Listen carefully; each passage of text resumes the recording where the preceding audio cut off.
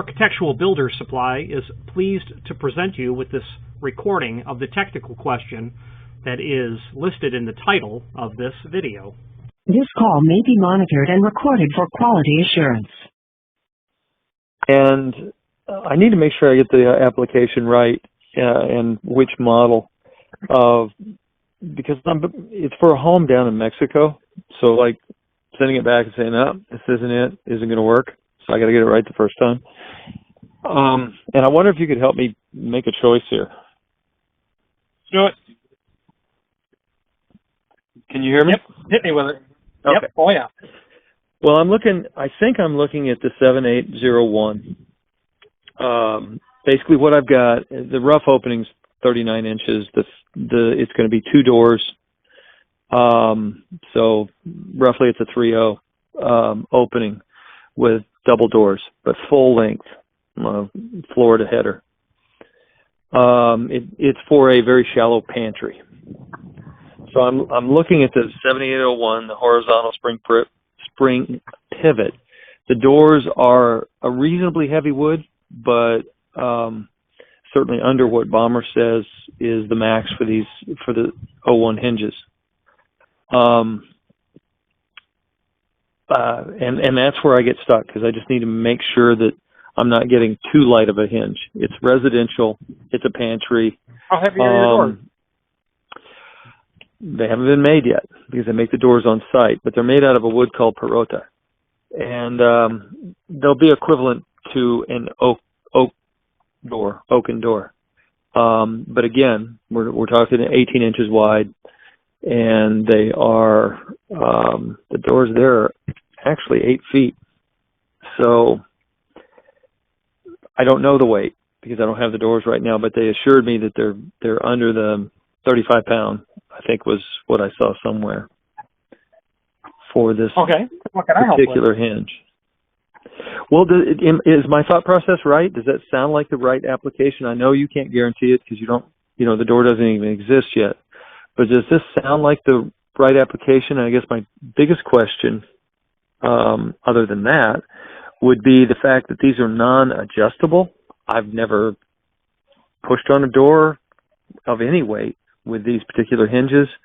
This is, you go into the pantry and grab a crock pot, come back out. Is this a slam you in the ass kind of closure with non-adjustable, or is it is this the right application for a residential pantry? Yeah, I mean, it really, I'm going to say that it's going to be a bit aggressive in terms of how much it comes back at you because of not the weight, but it's really the width. You're going to have, that door is probably going to move pretty quickly through the opening would be my guess. Okay. And you cannot adjust how much you are pre-compressing the spring when it's at its 0 point. And I would, given the fact that this is not mission critical and that you're probably going to be satisfied with about any operation, I would say the 7801 is going to suit the need. It's going to suit the application. Okay. There's quite a price jump going. Go ahead. I'm sorry. If the doors were, 18 pounds, 15 pounds, yeah, you'd have a problem. But I'm familiar with the type of doors that they build in Mexico. I just spent a month in Tulum. So, yeah, I get it. Those doors are not heavy. The density of the local lumber is not, the indigenous lumber there is not, the species of lumber there is not particularly heavy. And I think it'd be okay. And they're inexpensive, the 7801s. The problem with what I think you were about to say was those other ones are for doors that are far heavier, and that doesn't mean you can adjust them down, that far. Okay, that was my question. Yeah. So the beginning spring tension is going to be comparable to the 801. It's just that you can increase the spring tension on like the 7812, whereas am I understanding that correctly then? The lightest setting or the baseline, you're not going to do any better with a 7812 because you can't uncompress the spring that much? Okay. Yeah, that's what I'm thinking. I mean, if you had a 60-pound door, I think it'd be good, but your door is going to be a quarter of what the 11 or 12 or 13 or 14 is rated for. Okay. So. All right. Yeah, this Perota, which is, they kind of over-harvested mesquite, and now, unfortunately, I'm part of the problem, but I think they're over-harvesting Perota now. But it is comparable. It's a medium-density wood. It's not Palatino or anything like that, but it has a little bit of weight, so I think that's in my favor because it is such a small door.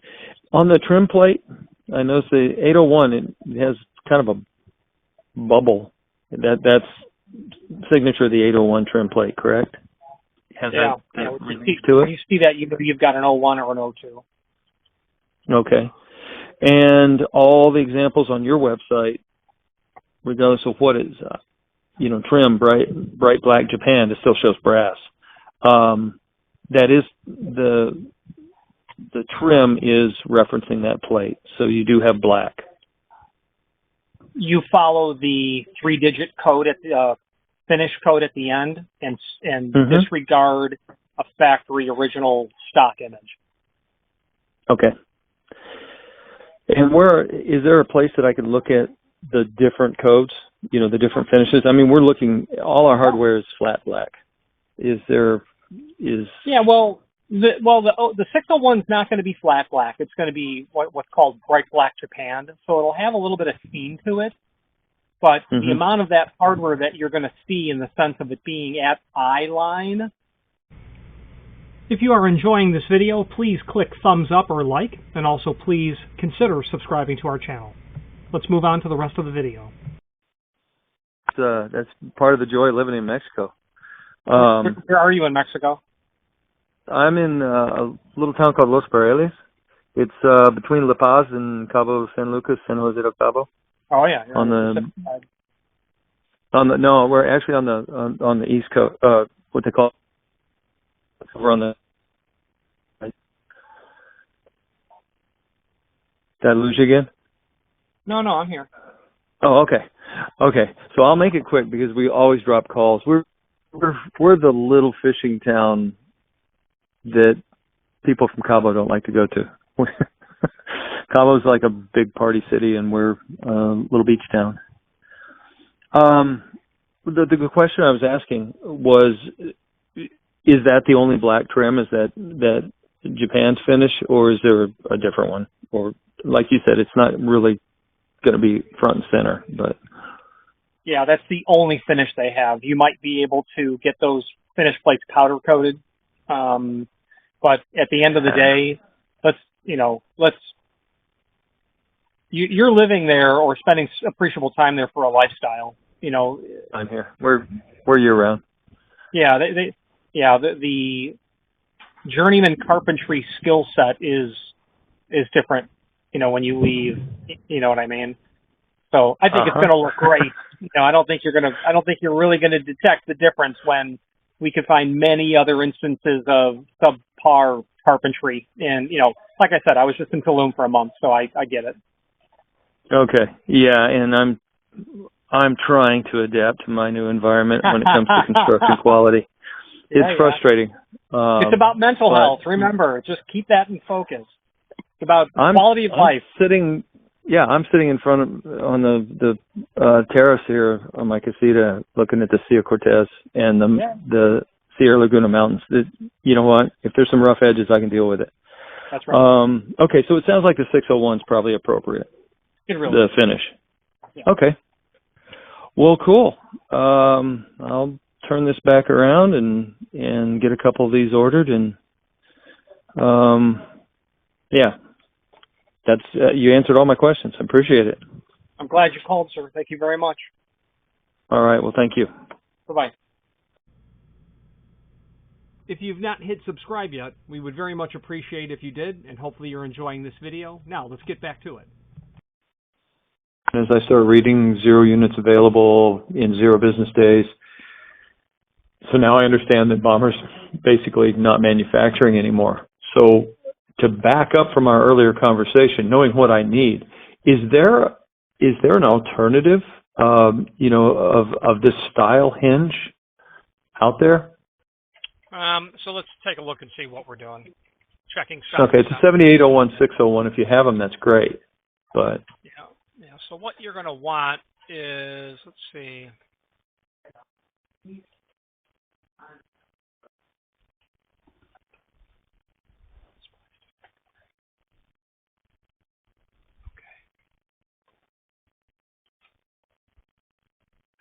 All right. Okay, 7801 01 601 01. Okay, so there's two options really. You order the 600 finish that we have, which is prime coat. So you'll take those parts and you'll paint them. The second option is that you order the prime coat and then you order separately trim packages. The problem is we don't have any trim packages in black. The closest would be oil rubbed. And that's pretty dark, but it's not, I mean, it's really dark, but it's not black. Right. But it's probably not an issue here. It's not adjacent to any hardware, now that I'm not doing any sort of a lever handle or anything on it. Okay, so you have 7801, what'd you say, 600 is primed? That's right. And you would have two of those? I have three. Okay.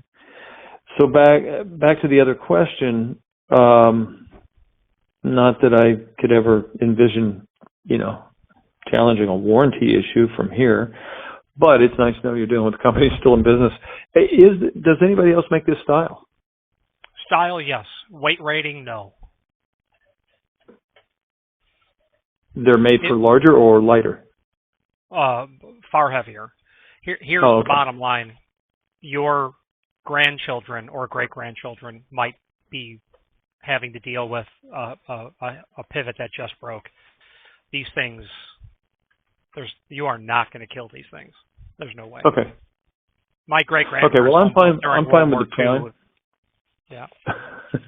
Okay. What happened to Bomber? I mean, they. Yeah, Bommer failed to innovate, in my opinion. So, how many phone calls a day do you really take for some specialty hardware? And that's really all they did. So. Okay. Yeah. It's not really all they did, but they didn't have market penetration on the, on the regular materials. Okay, so it wasn't they're making a garbage product and it finally caught up to them. Basically, they just couldn't compete. No. Maybe they made too good a product, right? Well, it's funny you say that. Which more people did. Truth. That's they got out of making postal specialties, meaning mailboxes, because the market wouldn't pay what it took for them to build the extreme high quality product that they built. Mm-hmm. While you don't have a warranty claim against Bommer, because that's not true. They are still in business.